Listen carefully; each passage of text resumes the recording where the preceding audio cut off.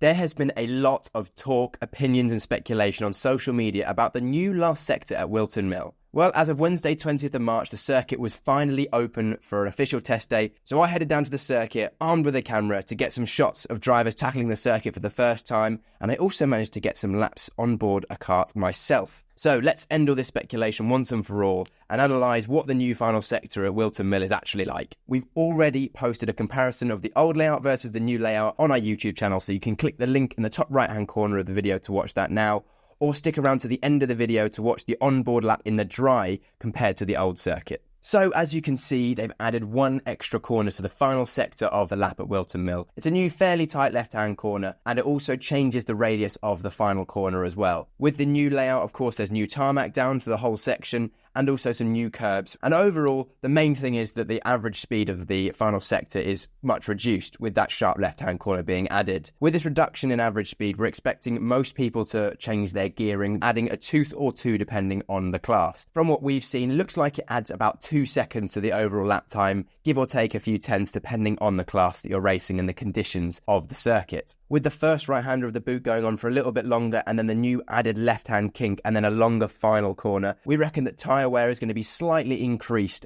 over a race weekend, but not significantly. Also, one of the main talking points has been the curbs. The new left-hand corner has a short apex, and it seemed from testing that most people in the wet were jumping all over this to try and straight line it as much as possible. In the dry, it seemed that most people chose to use this left-hand curb as well. However, some chose to drive around it. It remains to be seen what the fastest line will be and whether a tyre stack will be moved to stop people jumping the curb quite as much as they were on the test day. When I drove the layout for the first time, something jumped out immediately, and that is that the new tarmac has significantly more grip in the wet and in the dry. In the wet, because no rubber has gone down and it's brand new, you can drive pretty much the normal racing line and there's plenty of grip to be had. In the dry, there's also loads of grip, so being strong in the kart is going to be important. It's also going to be important to be strong if the curb usage that we saw on the first test day is going to be continued going forward, because as you can see, some people were using a huge amount of curb and it did fire the cars a long way into the air. Some people were doing this more successfully than others, and I think it really depends on how you hit the curb. We can see Kai Hunter here in a junior kart helping coach a driver, and he was able to hit the curb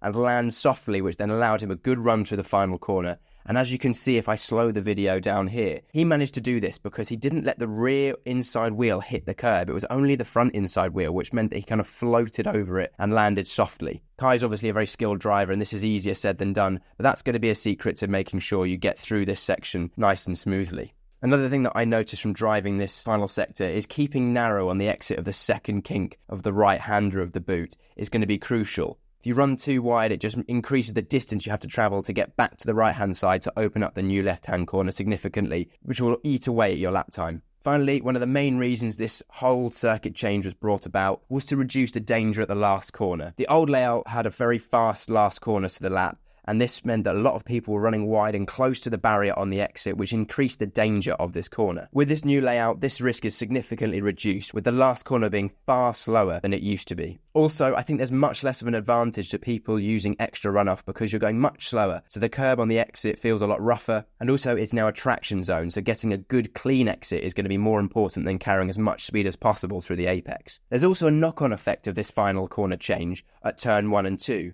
You'll be arriving at turn 1 a decent amount slower, which means that it might change the way you have to take turn 1 and 2 in terms of where you lift and where you're getting back on the power at turn 2. Overall, in terms of safety, I think it's a great move from Whilton Mill.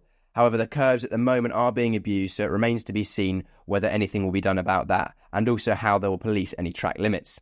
Thanks very much to Whilton Mill Kart Circuit for allowing us to use some of their karts to get some footage so you can see the difference between the old and new circuit. Hopefully you all enjoy driving the new layout. Let us know what you think in the comments below.